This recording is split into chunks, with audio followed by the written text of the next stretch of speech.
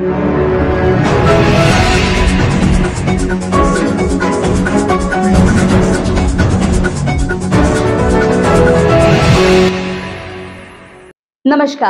News superfast में आपका स्वागत है। न्यूज सुपरफास्ट सतीश पारधी के साथ आइए नजर डालते हैं आज की ताजा खबरों पर। 3 महीने की उम्र में पुलिस विभाग में नौकरी में लगा, शायद बहुत कम उम्र का था। समझते समझते समझते समझते गोंदिया आया 1995 में।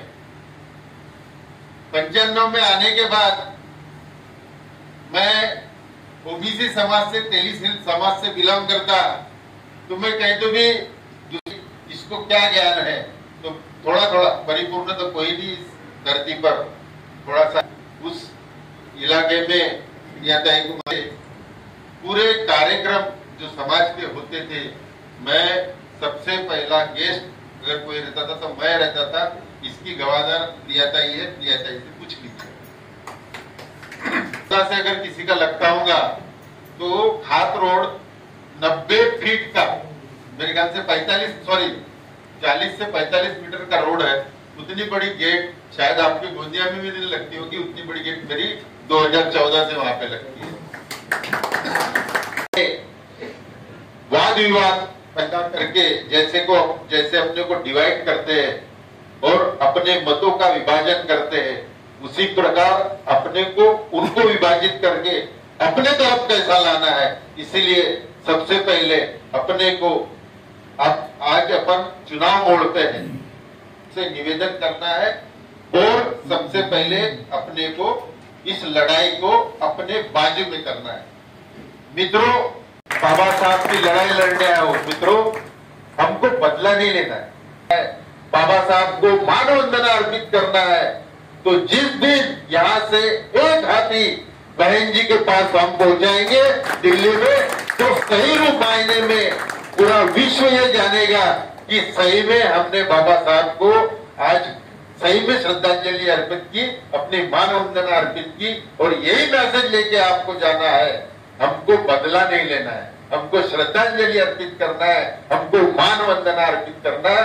और मैं आपके इस सभी के साक्षी से बताना चाहूंगा कि आज अपने हाथी को जिन्होंने आज तक गालियां दी है, वो लोग खुद वोट देने को तैयार है। कि आने वाले समय में हमको बहुजनों का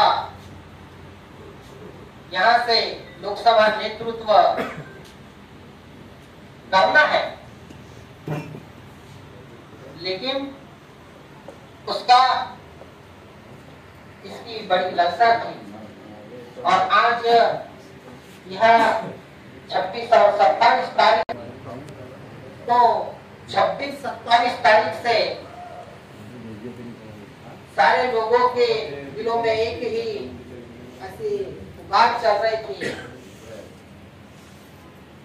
कि भाई हमारे जो नेतृत्व करने वाले हैं वह कोण होंगे।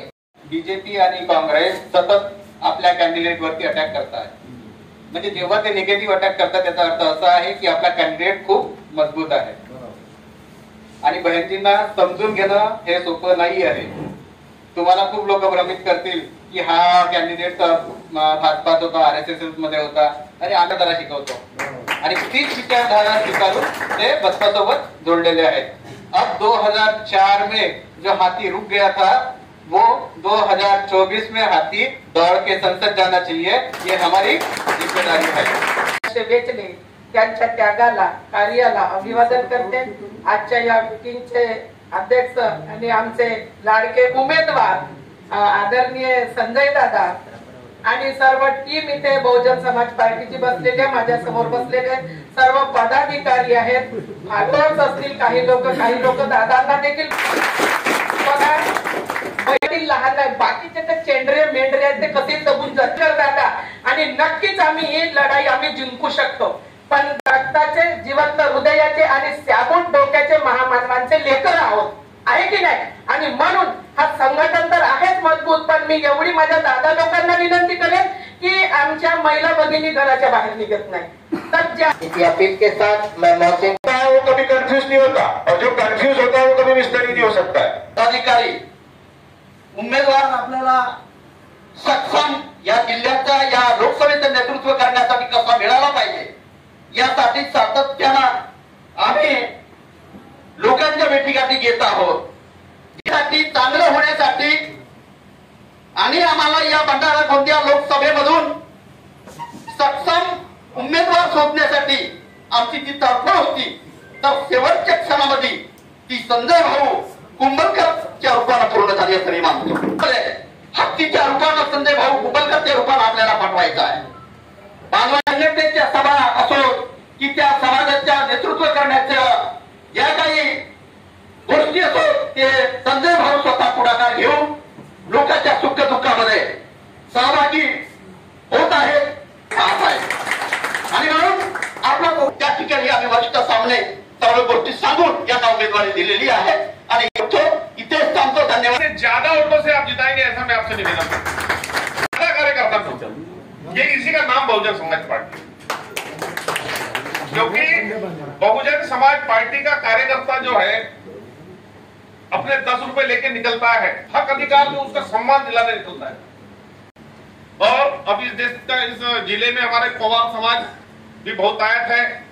उन्होंने उनकी डिमांड थी कि भी राष्ट्रीय पार्टी से है ना उम्मीदवारी मिलना चाहिए की टिकट मतलब पूरी कर दी है। मुझे हमारे क्या बोलते हैं जैसे हमारे जिले का हाल है 2000 कांग्रेस बीजेपी कुछ नहीं है, एक बात की दो दुकान है ना, यानी किसी के बात को डरते नहीं कोई। हम लोग इसके बारे में सोचेंगे और आखिरी ताकत लगाए कि मैं इतना आश्वासन देता हूं और अपनी बात खत्म करता हूं। ये 15 दिन हमारे लिए बहुत अहम दिन होने वाले हैं, जहाँ हमारी नींद हमारा खाना हमें बाजू में रखकर पल पल इस सीट पर एक एक वोट के ऊपर हमें ध्यान देना है। साथ ही ये वोट बिकने ना पाए, टूटने ना पाए, फूटने ना पाए, इसका भी ध्यान रखना है। और बात रखते वक्त बात कौन सी रखना है इसके लिए सीखना भी जरूरी है।